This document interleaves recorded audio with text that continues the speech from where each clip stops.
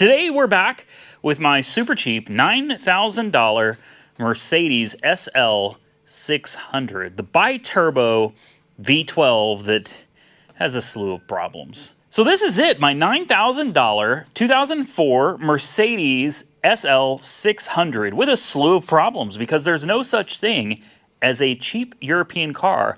This is a 500 horsepower, 600 foot-pounds of torque, bi-turbo 5.5 liter V12 in a roadster, hardtop convertible, except the convertible doesn't work. But I think I know what's wrong with it. We're going to try to fix that here in just a minute.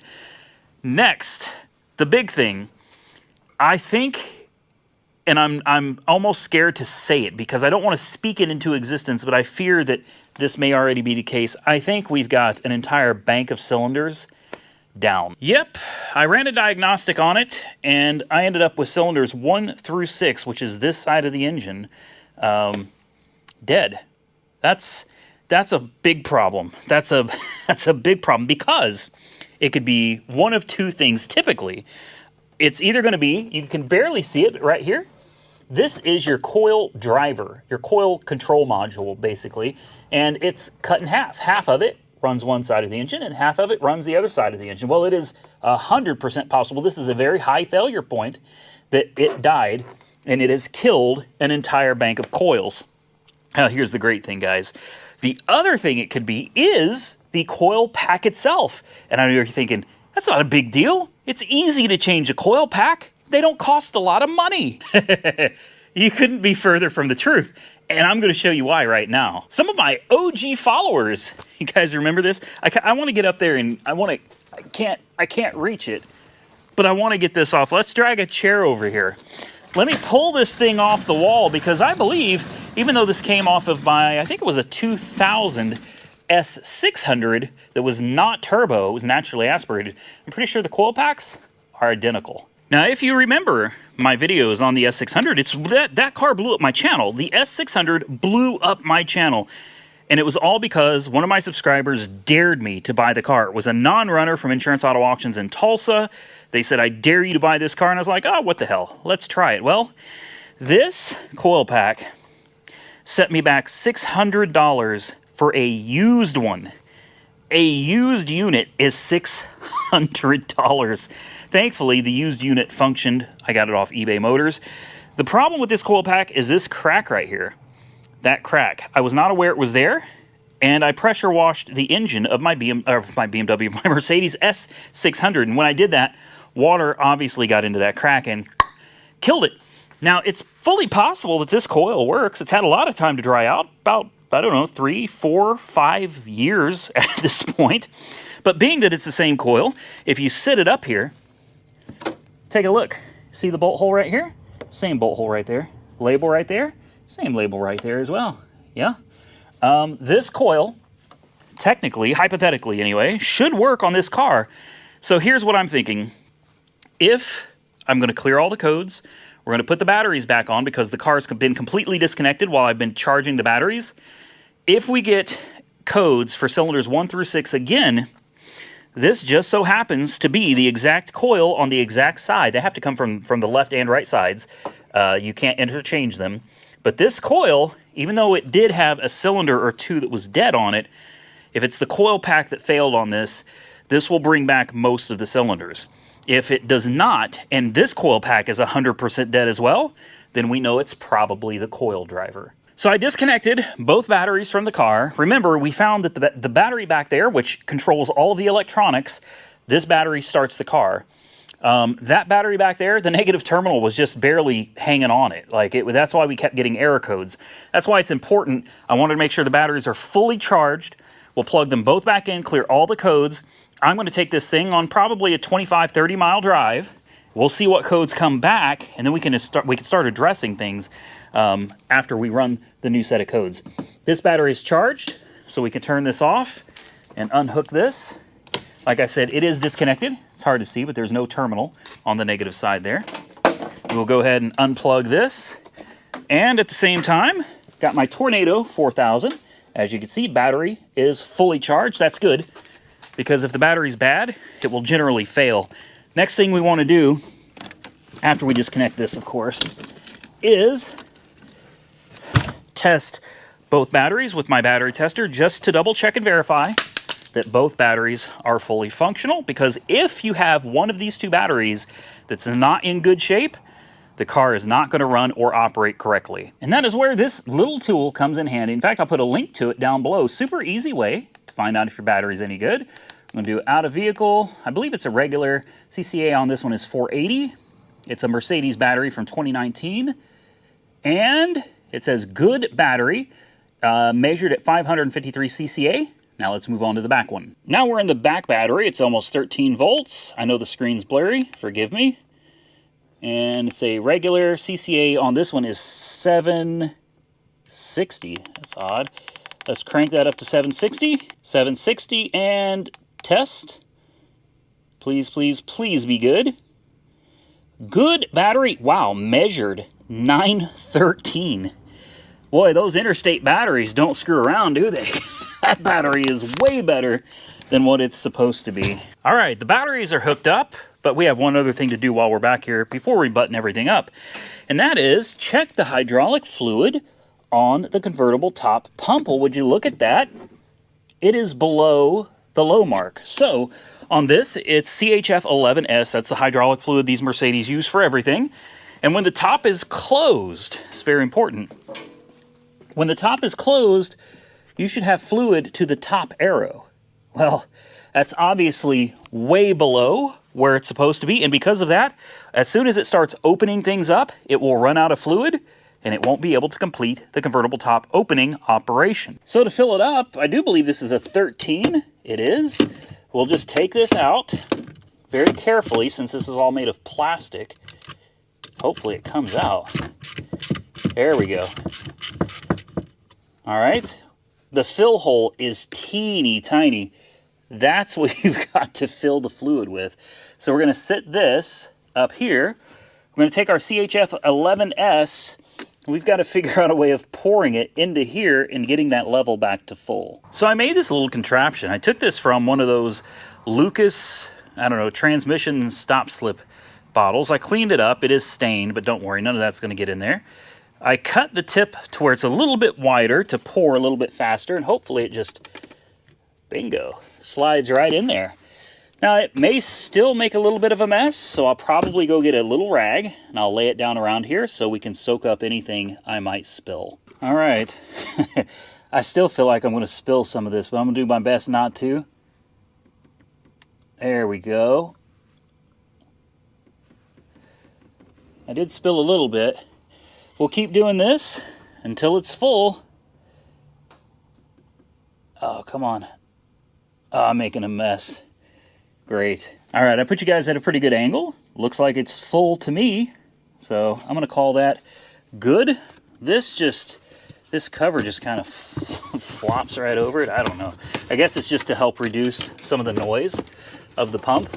There are a lot of hydraulic lines down here, and I've already been looking at all of them that I can see, and I don't see anything leaking. That's not to say there's not a leak, but currently it looks like it's okay. So we're going to put this back together. We're going to give it a first start, and we're going to see how it's running with cleared codes and fresh batteries, and then we're going to try out the convertible top. All right, we're going to take a quick look. Everything in there looks clear and clean. I don't see anything that's going to cause a problem. Everything down there is hooked up. And these are where they're supposed to be. So we should be able to close this trunk lid and reveal the moment of truth. All right, I've cleared all the codes. One of the things that I looked at without you guys was the ABC control. And it said the right rear plunger, the level plunger, was not reading correctly. So I think we have to start it. We'll get that first start up, which is always really nice from this V12. Oh yeah. There we go. ABC pressure is at 2,700 PSI, and it should start calibrating all of the wheels, hopefully getting everything back into the right position where it should be. And we'll cross our fingers that it works. It probably wouldn't hurt also to check the level of the ABC fluid.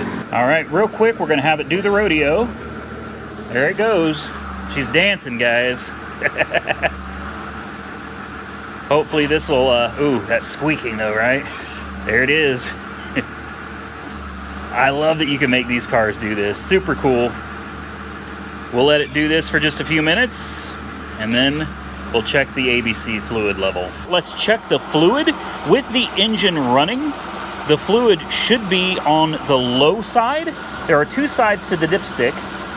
We'll pull it out. One side says motor AN, the other says motor AUS. AUS is where you check it if the engine is off, and motor AN is where you check it if the engine is running. And you can see there's a little divot right there in the center. That's where the fluid is supposed... Oh, it straight up died. Uh-oh. Oh, she's gonna be a problem. This car is gonna be a problem. I was really hoping it was all from the dead battery.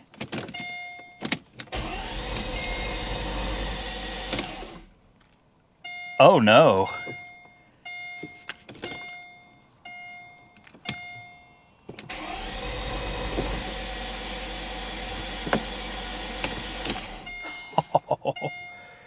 It doesn't run at all anymore. Lovely. Well, I'm here to tell you, it doesn't run. I can smell raw fuel coming out the exhaust. I can hear the fuel pump. And she doesn't do anything. Nothing. Well, if I ever wanted content, I guess I got it. I guess we need to flip the dipstick over to motor off now. I still want to check the fluid level. And as you can see, she is very low because the mark on the other side is up here. The fluid is down there. So even though it's dead as a doornail now, I'm going to go ahead and fill the fluid up to proper level. We'll see if we can't get it running again. All right. I used up all of the Pentacin that I have, so hopefully it's... Well, it's close. It's right there. I'm going to call that good enough. Considering it doesn't run, I don't think it really makes a big difference right now, does it? I'm going to go back in it, crank it, see if I can get it to fire up. If not, we'll have to get the code reader on it and... There you are. Oh. Thank you, thank you, thank you.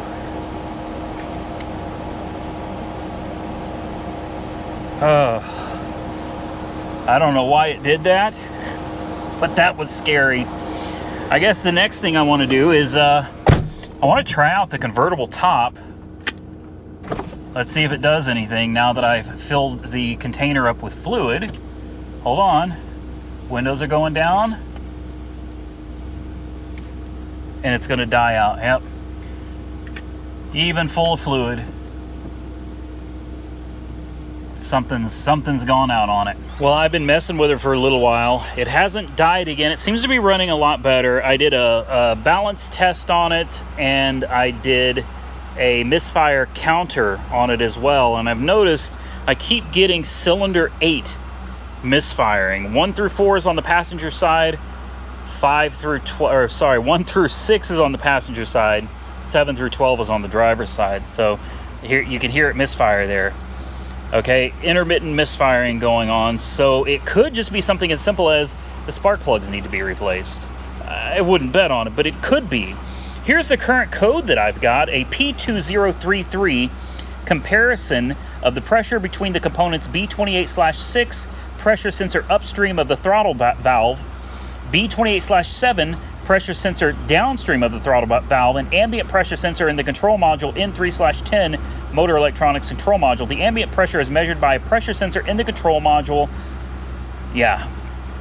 So I'm going to have to look that up. I'm not entirely sure. But yeah, if pressures are not the same, if they're not reading the same on each side of the engine, there could be a mismatch here, and the computer is trying to compensate for more pressure on this side, less pressure on another side. This could be, who knows what it could be. This could be a turbo issue. I have no idea. I'm not going to stress too much over it right now. We're going to move on over to the chassis.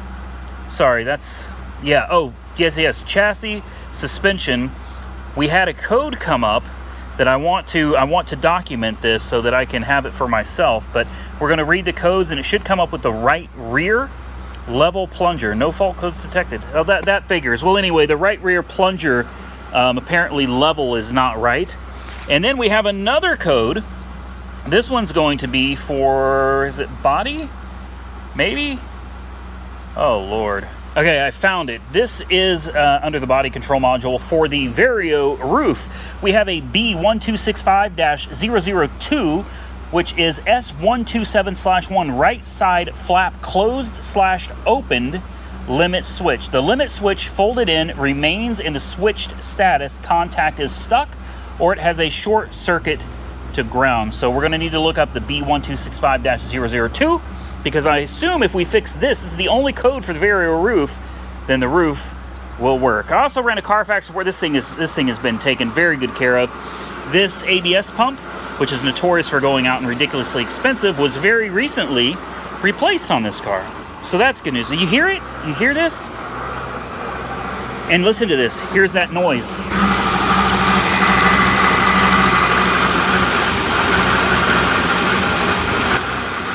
And then it went away.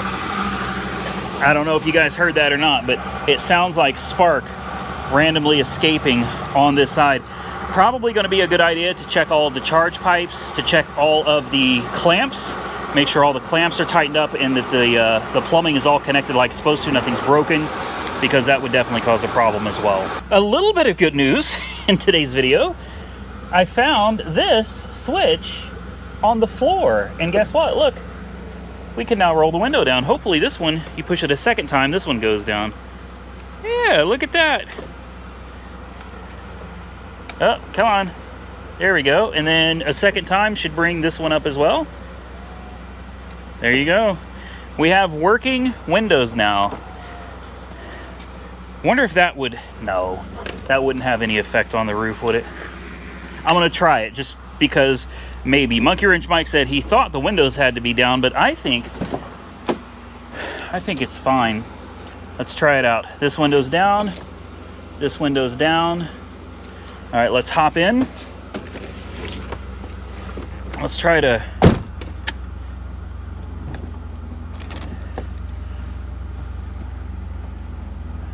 it's doing things. And she died. Yep, that's it. You push it down. Whoa, hey. I took my freaking arm off, man. All right, roof is closed. Got a couple side marker lights out, worth replacing then just to get the annoying dash to stop going crazy on me. All right, there's only one thing left for me to do, guys. I'm gonna take this thing out. Up, there we go. I'm gonna take her out. I'm gonna drive her around. We're gonna see what codes we can get to come back.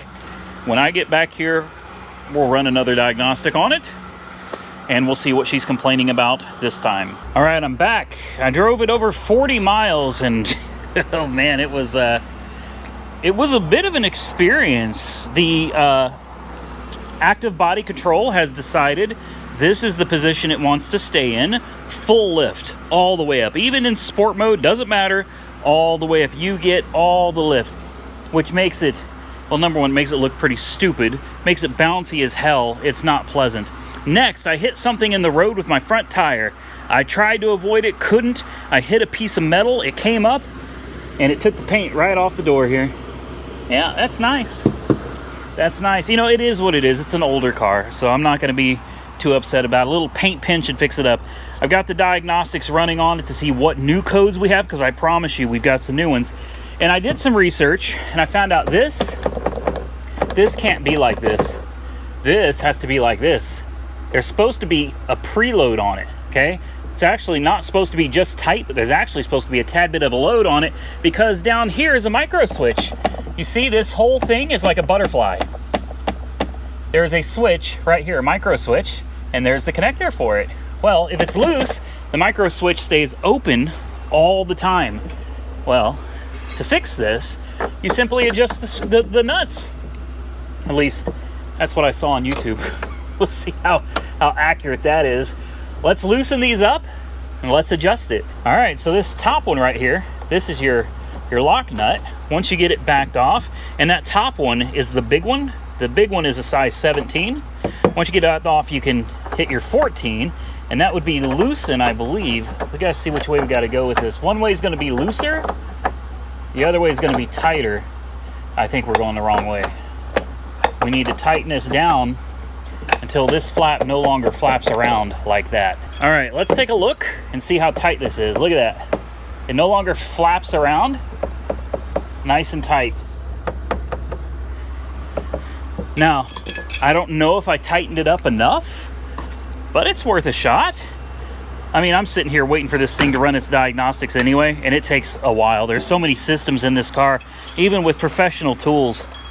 It still takes a while to go through all these systems.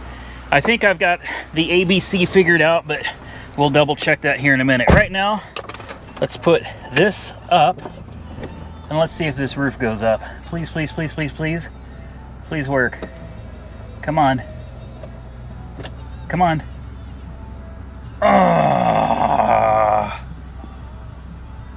That's not gonna happen. Well, I'll tell you something. Here's what I'm noticing. When you get it open this far, these flaps are supposed to come out. Both of them are supposed to open up and prepare for the roof to go down, and neither one of these are coming out. So here's the other option. The next failure point that has to do with these flaps, and these flaps are what I keep getting a code for, is the motor. The motor that controls the flaps, if I remember correctly, is down here. You've got to take this whole thing off, all of this off, the metal piece down there, it's all got to come off. Then we have to manually energize the flaps using, you know, like a positive and negative wire. One way will open the flaps, reverse the polarity, and it closes the flaps. I probably am not going to get to that today, unfortunately. But why don't we go back and see what the code reader says is wrong with the rest of this car. She's not running good. Okay, number one, we have 3 faults with the engine. So we'll go straight into the engine and we'll see what it's complaining about. Hopefully, if we're lucky, we'll have maybe 3 misfires. We'll know what cylinders they are, and then I can probably just go get the spark plugs. 24 spark plugs, guys. It's over $200 to do a tune-up on this. We have the same before, P2033. We have a new one, a P203F, which is B28/6, pressure sensor upstream of throttle valve. P20A2, which is idle speed control at low stop position. Now that idle speed controller, boy, that will cause a lot of problems. So I'm going to need to Google all 3 of these, and hopefully we can start eliminating things and getting this part figured out. Next, we have a stored event from the transmission. Oh boy. Yep, a P2315. One or more messages from the controller module A1 are unavailable on the CAN bus. CAN timeout fault. Here's another big one. This is a huge one. This is the active body control, the ABC system. Stored a C1525-64, system pressure too low.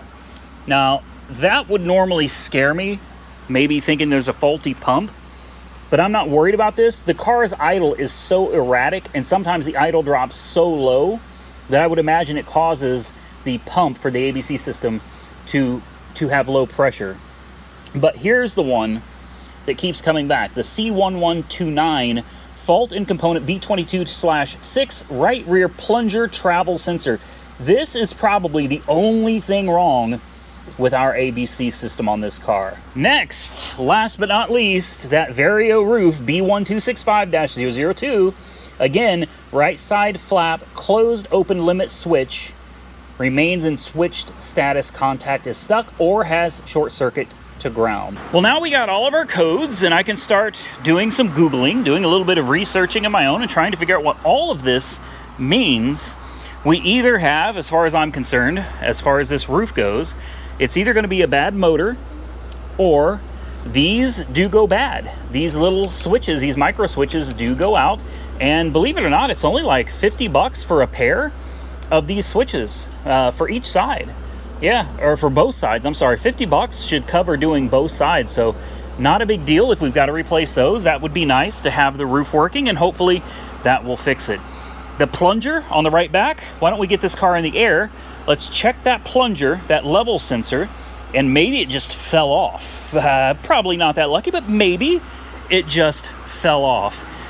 Everything else going on with the engine, this is stuff that could be simply a bad sensor or two that needs to be replaced. There's a lot going on here, but I really don't think it's going to take much to put it back together. And let's not forget the squeaking and creaking front left suspension.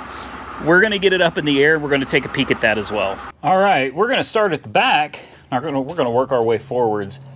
We need to find, there's that level adjuster right there. I don't know if you can see it, but it's attached to this piece right here. So there it is. It may just be this particular sensor has gone bad. So what I'm going to do, I'm going to get my hand up in here, and she's still hooked up. I was hoping this plunger piece might be disconnected, but it's not. It's definitely connected. Let's look over at the other side, and you have the same one right there, right where my light is, and there is that little plunger right there on the side, just like it is on the other side. Everything looks like it's where it's supposed to be, so I'm going to guess most likely that little sensor has gone bad. Not a big deal. Can probably find that on eBay for 20, 30 bucks. Well, just for fun, I threw a little bit of QD electrical cleaner in it. I took the plug off, and a lot of sand came out of it.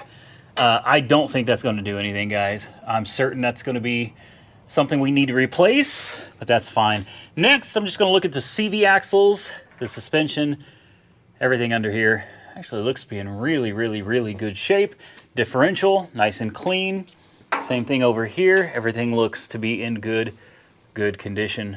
CV axles as well. No grease leaking. Bushings look good. It looks really, really good under here, guys. It really does. Okay, here's your flex joint for your drive shaft. It's got some age on it, and it's definitely cracking in a few places, but that's fine. It's still good. Moving down, well, it's getting a little greasy right here. There's the other flex joint. Boy, that's hard to see up there, isn't it? But there it is. And it actually looks to be in pretty good shape itself. Got a little bit of oil leaking from the transmission. It's not pouring onto the ground. There's nothing actively dripping, but it's definitely wet under here. Over here it gets a tad bit more concerning. It's definitely leaking. Valve cover gaskets, I could tell, are leaking. The starter sits way up there, right there in the center of your screen where that heat shield is. There's the starter. There's one of your turbochargers right there. Other one should be hidden. Well, it's hard to see, but there she is right there. Definitely valve cover gasket leaks going on here, guys. It's even running down the catalytic converter, so that's why I do smell a little bit of oil. Not what I would want to find, but, you know, honestly, it's not the worst. This, however, is far more concerning to me. There is a ball joint that has rust coming out of it. That thing has gotten so hot. So hot. Look at the wheel. Look at the orange on the wheel. That ball joint has gotten really, really hot. So that needs to be replaced. This car is interesting. It has multiple control arms. You have this control arm right here on the lower, but you also have a separate control arm right here on the lower. So you have multiple ball joints. You've got a ball joint right here. You got a ball joint right here. You got a tie rod right here on the knuckle. And that's just the lower side. All right, so definitely need some attention over here. We also have one of the struts is leaking. Not badly, but a leak is a leak, and it's definitely worth noting that there is a leak on the driver's side front strut. The passenger side is not leaking, however. And everything on the passenger side actually looks to be pretty dang good shape. Honestly, it does. Yeah, everything over here looks really, really good. Bushings look good, which explains why we're only getting a creak from that side. Rack and pinion looks good as well. Starting to seep a little bit over here. Either that or Look at this right here. We've got a leak right there. Do you see that? It's coming down the side. Interesting. We've got a split motor mount. I don't know if you guys can see that, but that motor mount right there is split. Those are hydraulic motor mounts. Above that, where you see a little bit of oil leaking, above that, that would be your tandem pump. That's going to be the tandem pump for your power steering and your hydraulic suspension. This hydraulic motor mount is still good. This one's still in good shape. It's still nice and pumped up. This one has collapsed. So that motor mount is absolutely bad. The more I go through this, the more I'm... Ooh, she needs a little work, guys. There are liners that's supposed to be under here that are missing. You have your auxiliary, if you don't know what this is. This is your auxiliary water pump. That's right. You have an auxiliary water pump. Just something else to go wrong. Broken inner fender liner, missing pieces under here. Over here, this is very concerning. I think you've got an accumulator over here somewhere for the height. There it is, right there. It's dead in the center. You guys won't be able to see it. It's hidden behind all of these hoses, but, well, if I could get you there. Dead in the center of your screen is an accumulator for the hydraulic suspension. A lot of hydraulic lines for your suspension run under here, along with air conditioning lines. So this being exposed is probably not the best thing in the world. Well, it's, what do you expect? It's a V12 Mercedes with 100,000 miles on it. Ah, it's doing something new. It's misfiring. Listen.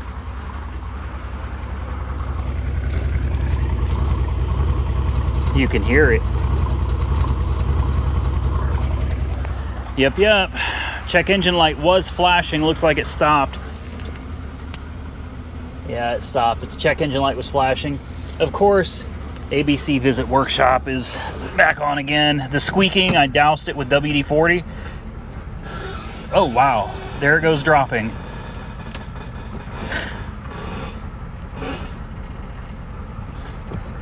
Okay, well. Wow. Obviously, dousing it in WD-40 did nothing. I think I know what the squeaking is. I do. I think it's the ball joint. In fact, I'm certain that it's the ball joint. I am. That ball joint is so destroyed in there, and it's gotten so hot that now, when you turn the wheel, it just squeaks metal on metal inside. There's no grease in that ball joint anymore. That's what it is. She's running like crap, but at least the ride height went back down. And here we go. I told you it was misfiring. Boy, oh boy, we got some new codes now. We got the pressure sensors, coolant temperature sensor. That's a new one. Misfire damages to three-way catalyst PO300. That's going to be a random misfire. Then we have a misfire on cylinder 1, misfire on cylinder 5, misfire on cylinder 3, misfire on cylinder 2. So 1, 2, 3, and 5. That means that on one side of the engine, it was only running on 2 cylinders, 2 and 4. That is very, very, very, very concerning. Very concerning. Again, that's the entire right bank, which would all be that one coil. It's looking like we've got a lot of little things here that are starting to add up to some really big numbers. We're gonna try the rodeo again. We'll see if this back corner is willing to work with us or not.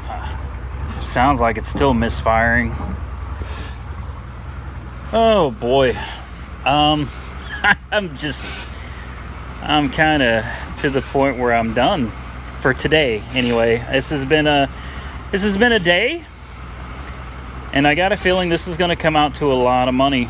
I'm going to have to research how much like an idle air control valve is, and the control arms for that driver's side front, the wheel sensor, the level sensor for the back, the rebuild kit for the flaps. Yeah, and I think we're just getting started. Well, I shut her down and I restarted her, and aside from the squeaking front end, the ABC suspension is functioning again. It goes up and down like it's supposed to, at least for now. So I think what I'm going to do is I'm going to take it out for a quick spin.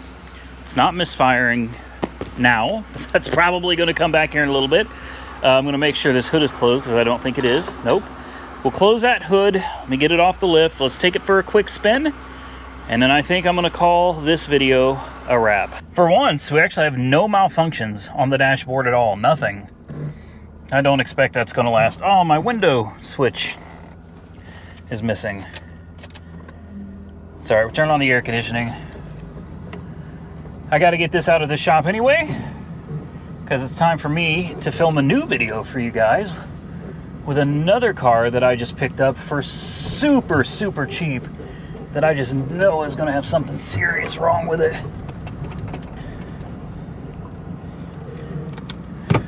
Wow, the suspension feels normal. It's not going to last, right? Tell me that spraying out that connector with some electrical cleaner and plugging it back in was not all it took to get my suspension working right. Oh, I'll be so happy. I would be so nice if we fixed something, even just one thing in this video. I would be so happy. Again, I'm not expecting it, but it feels like it's riding at a normal height. My ABC lights are not coming on. Don't get excited. Mercedes don't work that way. European cars don't work that way. You don't get away with just spraying a little something on a connector and everything goes back to normal. And I love the car, I do. Even with the suspension acting all wonky, it still runs and rides like a dream, man. It does. And it shifts great. Definitely down on power. But overall, not bad for what I paid for it, guys. Let's put her in the driveway with the other buckets. Yeah, squeak your way right behind the old Range Rover there. I'm going to tell you something. There are still no warning lights on the dash. Ah! I'll be... The suspension isn't sitting up 12 inches off the wheels. No way. No way. Could that really have fixed the ABC system? It's nice and level. Look at that. It looks nice sitting that way. Okay. I am going to go by myself. I'm going to take it for a little rip. And I'm going to come back and we'll check it one more time. But before we do, I'm going to try to raise it. Let's see if it raises. There's one. Car is being raised. You can hear it. Okay, number 2. ABC, car is being raised. That's not a warning. It's just letting you know what system is working.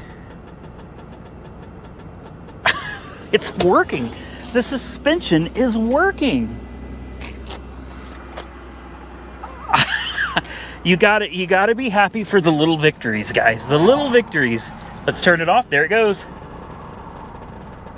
I told you when I pulled that connector off from that suspension piece back there, that little level, it was full of sand and dirt. So I just sprayed some cleaner in there, cleaned it all out, and put it back together. What's also interesting is ABC Sport works now.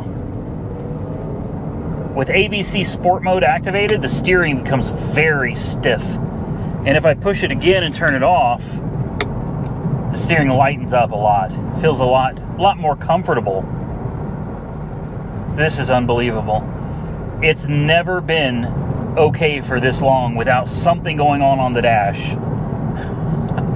Again, I don't want to count my chickens before they hatch, but I'm feeling pretty damn good right now. Guys, she's still doing it to it, man. I am so happy right now. I'm going to find a spot to turn around. I need to get to the house. I need to order some parts. Definitely suspension components are going to be at the top of my priority list. That ball joint is dangerous. Speaking of that ball joint being dangerous, here I am cruising you know, 60 miles an hour on twisty back roads. But so far, as of this moment, no check engine lights. The car is running perfect. The suspension is working perfectly. And it's these moments that you live for when you own one of these high-performance Mercedes. Trust me, I know. I've had a few of them, guys, and I love the cars. I do, but it's a love-hate relationship. I love them because when they work right, oh man, they are a blast to drive. They are a true joy, and you will fall in love with the experience. The problem is that's usually short-lived. They only run and drive right for a very short period of time before something goes catastrophically wrong, and it's going to cost your wallet a ton of money. With that said, there is no ride quite like a properly running, driving, and riding Mercedes. These things are absolutely phenomenal. They are beasts. They are fun. They look good. And best of all, they're cheap until you start factoring in the cost of all the parts you're going to need to bring them back up to snuff. And I'm back after taking her on about a 10-mile ride. Let's check her out. No warning lights. And the car is riding like an absolute dream. Okay. I'm going to call that, at least for now, a temporary win. Something today went right. We finally got something that wasn't working on the car working properly. You'll also notice I got rid of the V12 badge that was on the back. I got to maybe pay a little more attention to it, but it actually looks pretty good now without that badge back there. Small wins, guys. You got to be happy with the small victories, and today we won one. We beat this car when it comes to one item on the long list of things that needs to be addressed. I think that is a perfect ending to today's video. So do me a favor, ladies and gentlemen, hit that thumbs up button if you enjoyed today's video, and please consider subscribing to the channel. Definitely drop your comments down below. Until next time, stay safe out there, everybody. I look forward to seeing you all again very soon in the next one. And trust me, there's going to be a next one. This car, nowhere near done. This car, we need to get rid of. This car, oh boy, nowhere near done. Range Rover, I don't even want to talk about the Range Rover right now. Yeah, this one, I don't know. And finally, the newest addition to the fleet, a $2,000 2014 Kia Forte EX with 130,000 miles and a clean title that I got from IAA. 2,000 bucks. And it appears to run, and the transmission goes into gear. Seems like there's nothing wrong with it. I'm sure we're going to find out otherwise very soon. Stay tuned. I look forward to bringing you this one, hopefully in one of the next upcoming videos. Is it a huge win for $2 grand? It's an $8,800 car retail. Or is there something very wrong with it? And we're about to find out what it is.